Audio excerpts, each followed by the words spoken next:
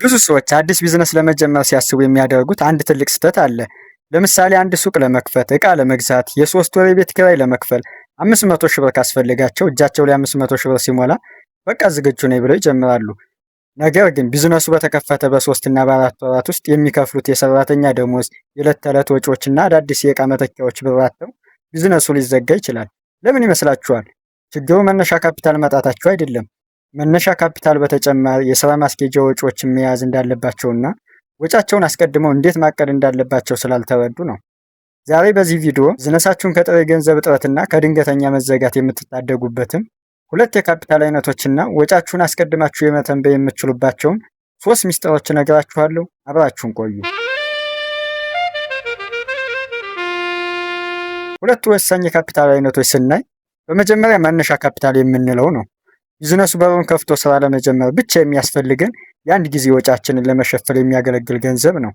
ይህ ገንዘብ የሚውለው የንግድ ፍቃድ ህጋዊ ምዝገባዎችን ለማውጣት፣ የሱቅ ወይም የቢሮ ቅድመ ኪራይ ለመክፈል፣ ለመጀመሪያ ጊዜ የሚሸጡ እቃዎችን በጅምላ ለመግዛትና የሱቅ እቃዎችን ለማሟላት ነው። ይህንን ብር አውጥተን ስንጨርስ ቢዝነሱ ተከፈተ ማለት ነው። ግን ገና ማትረፍ አልጀመረም። ሁለተኛውና ብዙዎችን የሚያስረው የስራ ማስኬጃ ወጪ ነው። ይህ ቢዝነሱ በየቀኑ በሰላም እንዲንቀሳቀስ የሚያደርግ የደም ዝውውሩ ነው። ቢዝነሱ እንደተከፈተ ወዲያውኑ ደንበኛ ላይለምድ፣ በብዛት ላይሸጥ ይችላል።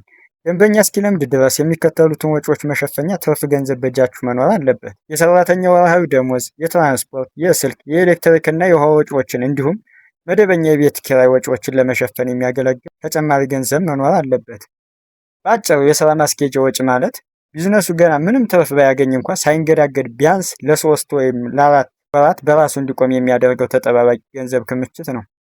ሌላው ማወቅ ያለብን ወጪዎችን አስቀድመን የመተንበይና የማቀድ 3 ሚስጥሮች ናቸው። እነዚህን 2 ካፒታሎች ካወቅን በኋላ ወጫችሁ ገና ቢዝነስ ሳይጀመር እንዴት አድርገን ነው አስቀድመን መተንበይ የምንችል ለምትሉን 3 መፍትሄዎች አሉ። አንደኛው ወጪን በ2 መክፈል ነው። ቋሚ ወጪና ተለዋዋጭ ወጪ። ቋሚ ወጪዎች ቢዝነሱ እቃ ቢሸጥም ባይሸጥም በየወሩ መክፈል ያለባችሁ የማይቀሩ ወጪዎች ናቸው። ለምሳሌ የሱቅ ኪራይ፣ የሰራተኛ ቋሚ ደሞዝ። እኒህን ለማቀድ ገበያውን ጠይቁ፣ ዋጋውን በግልጽ ማውጣት ቀላል ነው። ተለዋዋጭ ወጪዎች ከምትሸጡት እቃ ብዛት ጋር አብረው ከፍ ዝቅ የሚሉ ናቸው። ለምሳሌ እቃዎችን በጅምላ መግዣ እና የትራንስፖርት ወጪዎች። ብዙ እቃ በሸጣችሁ ቁጥር እነዚህን ወጪዎች ይጨምራሉ።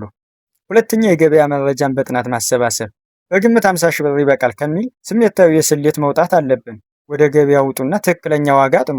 የምትገዙት እቃ በጅምላ የሚያቀርቡ ቢያንስ 3 አቅራቢዎችን አነጋግሩ። የዋጋ ዝርዝርን ተቀበሉ።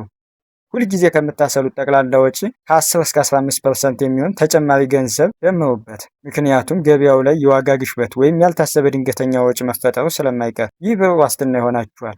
ሶስተኛው የገንዘብ ፍሰት እቅድን ማውጣት ነው።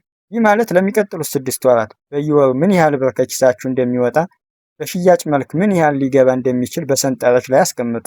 በመጀመሪያዎቹ ወራት ወጫችሁ በዝቶ ሽያጫችሁ ሊቀዘቅዝ ይችላል። ይህ በወር ከፋፍላችሁ ስታስቀምጡት ቢዝነሳችሁ ራሱን ችሎ ገቢ ማመንጨት እስኪጀምር ድረስ በአጠቃላይ ምን ያህል የተጣራ ገንዘብ በእጃችሁ መኖር እንዳለበት ቁልጭ ብሎ ይታያችኋል።